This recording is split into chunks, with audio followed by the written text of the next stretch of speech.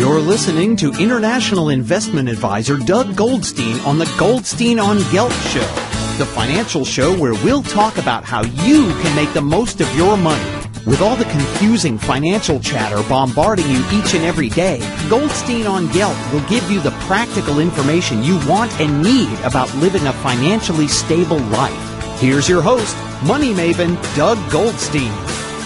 Okay, we are back. We are talking to Ric Edelman. Ric is the chairman and CEO of Edelman Financial Services, and he's also the author of several personal finance books, as well as a host of a syndicated personal finance talk radio show, The Ric Edelman Show. He's been doing that about 20 years, so I figured it's always good to have another radio guy on the show. So, Ric, I'd like to welcome you.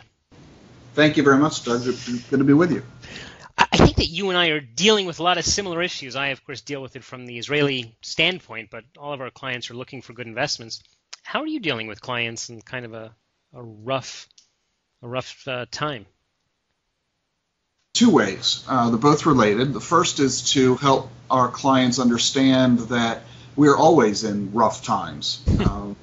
Volatility, turbulence, uncertainty are always ever present in the financial marketplace. So sometimes we're more acutely aware of it than others, such as perhaps now, but we've always bounced from one challenge to another in our nation's history and in fact world history. That is certainly an acutely understood thing for folks living in Israel. And the second point is that we have to achieve our financial goals. We have to live our life anyway. So let's not focus on the market. Let's focus on ourselves. Let's focus on what is it that we're trying to accomplish. Are we trying to buy a home, send children to college, prepare for retirement, care for aging relatives? Let's focus on those issues because we have to achieve them no matter what the environment that we find ourselves in. Yeah, I think that's what makes a lot of sense. It's just impossible to outguess. People ask me sometimes, Doug, what do you think will happen in the market? And I say, well, what do you think, Obama's going to do over the next few months?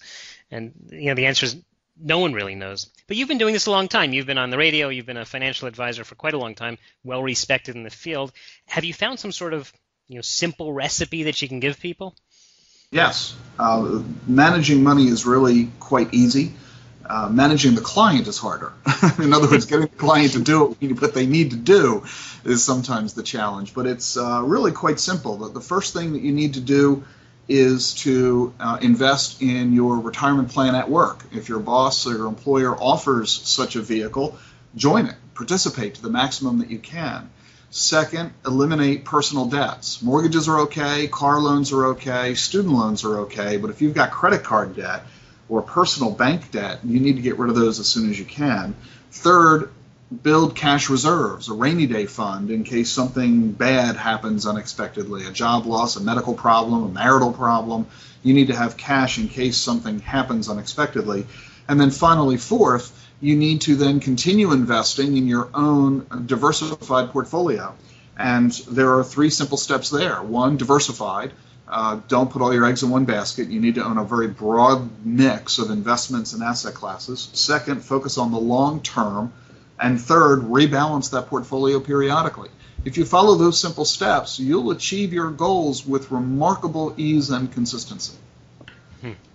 I got you. So when you talk about participating in retirement plans, a lot of times people say, well, I can't do that because I need the cash today.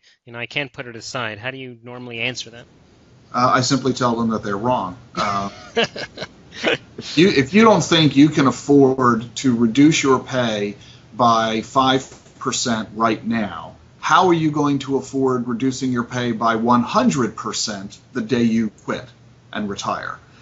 Retirement is going to happen one day. Even when people say to me, oh, no, I'm going to work forever. Oh, yeah? You're assuming that you're Hercules and that you are going to never incur a medical or health issue, or that your spouse will never incur one, forcing you to quit work to care for your spouse, or that you might one day get fed up with what you do and you want to quit. So you need to recognize that retirement is in your future, and as a result of that, you need to be able to afford to quit.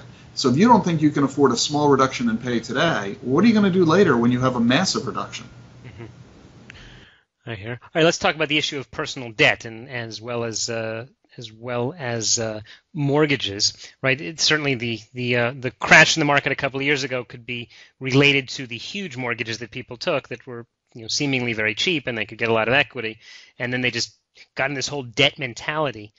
How do you encourage people to move away from that? Because I think it's a psychological issue more than just a financial issue.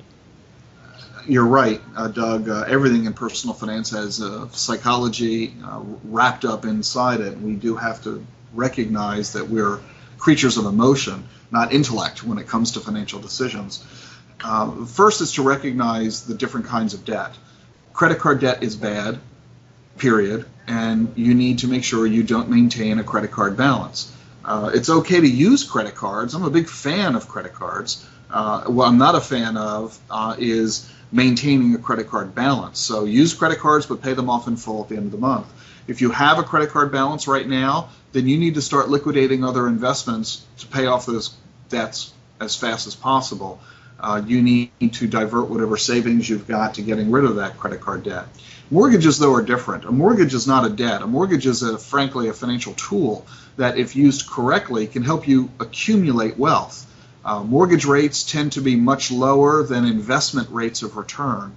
And as a result, over a long period of time, we're talking 20, 30 years, I believe that you'll discover that throwing money into investments is a much better idea than throwing money into the mortgage to pay it off quickly. Uh-huh. Now, I know that a lot of people feel that putting money into a mortgage is kind of like a forced savings because you'll never, hopefully you will never not pay your mortgage, right? Every month you'll be sure to pay it. And then you've built up a huge equity in your house after, as you said, 20, 30 years. Well, but you will anyway. Your house is going to grow in value over a 30-year period, whether you make the mortgage payments or not. And everyone honestly deep down believes that, because if you didn't believe it, you wouldn't buy your home in the first place. You'd rent instead. So people look at the last several years, especially here in the States, where housing prices have dropped dramatically, and they use that as evidence of the dangers of owning your home. Well, in fact, what's happened in the last several years is an incredible aberration. That's not normal at all. Mm-hmm. Let's look back over the last several hundred years, and in Israel, the last several thousand years. Demonstrate the incredible value of real estate and its growth over long periods. So let's keep in mind that whether you make a mortgage payment or not has no impact on the value of that house. So whether or not you pay off the loan isn't going to change the fact that your house is going to grow in value anyway. You're going to build equity in that house whether you make mortgage payments or not. Mm-hmm. So you're right, making a mortgage payment is a forced savings plan, but it's just simply a bad one. You're better off to take that cash and throw it into mutual funds or other savings and investments. That's a forced savings plan too, but it's a much better one. You'll end up with much greater wealth over 30 years than simply trying to get rid of your mortgage. We are talking with Ric Edelman, who is, along with being the chairman and CEO of Edelman Financial Services, has written a number of books on personal finance, and he's also a very well-known and respected radio personality. Last year, he was in fact listed as one of the top most important U.S. radio talk show hosts. We've been talking up to now about real estate and really buying a house, but a lot of people like to buy real estate through REITs, real estate investment trusts, which are basically, you can buy like a stock, it trades on the stock exchange, but the underlying asset often, although not always, is real estate. Do you think that's a comparable type of investment to buying a physical property?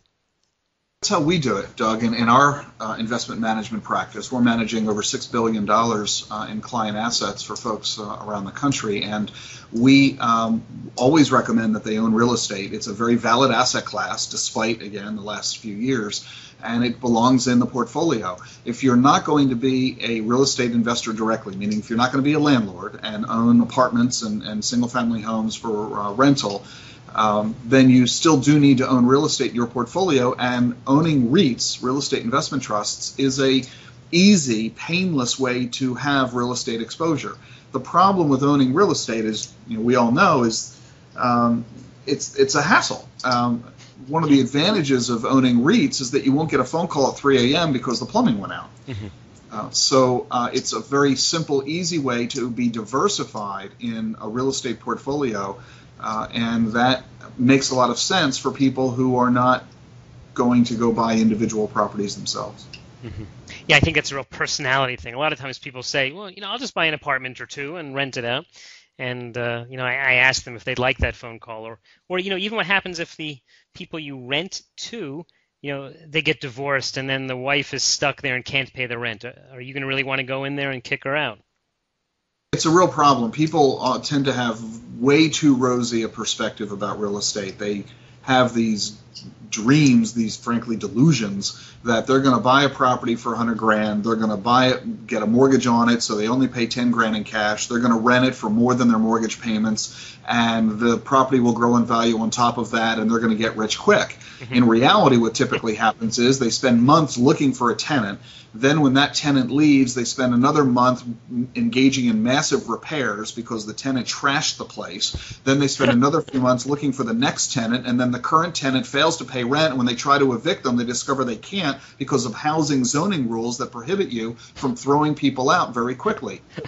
So it's they say that owning a rental house is very similar to owning a boat. The two best days are the day you buy it and the day you sell it. Wow. Rick, you have a very good way of describing what's going on. We're just about out of time, but tell me, how do you instruct your clients to teach their children about money? It's vital that you involve your children in financial decisions. The children as young as the age of 3 are making their first financial decisions, and they're not doing it in toy stores. They're doing it in supermarkets. Ask yourself seriously, who's choosing the cereal that the children are eating? Mm-hmm. So they're making their first what are called assisted purchases, and you need to get kids involved with money at a very, very early age. And if you're going to pay them an allowance, that's fine, but make sure they understand that they don't get to spend 100% of their allowance however they wish. They need to be taught to save a little bit of it. They need to be taught to withhold some of it for long-term big purchases that they can't afford immediately. They need to be taught about taxes. They don't get to keep everything that they receive in allowance. You should withhold some for taxes, get them used to that. And they also need to be taught about their obligation to support those who are needy, the importance of charity and philanthropy. That's great. We've been talking to Ric Edelman, who, as well as being a financial advisor and radio guy, has written a number of books on personal finance. Rick, just in the last minute, tell me, how can people learn more about what you're doing? My website at ricedelman.com. That's ricedelman.com. And my latest book, The Truth About Money, was just named Book of the Year by the Institute for Financial Literacy. Wow. And it's available wherever books are sold. Congratulations on that. Thank you. Thanks again. Thanks very much for your time. My pleasure. Good to be with you, Doug. Thanks. You've been listening to the Goldstein on Gelt Show with money maven Doug Goldstein. Doug's weekly radio show is heard around the world, but if you miss it, you can download the podcast at www.goldsteinongelt.com. The Goldstein on Gelt Show gives you up-to-date financial ideas so you can get on the path to financial freedom. If you'd like your questions answered on the air or off, send Doug an email to doug@profile-financial.com. It's your money for your future, so join Doug every week to build your wealth on the Goldstein on Gelt Show.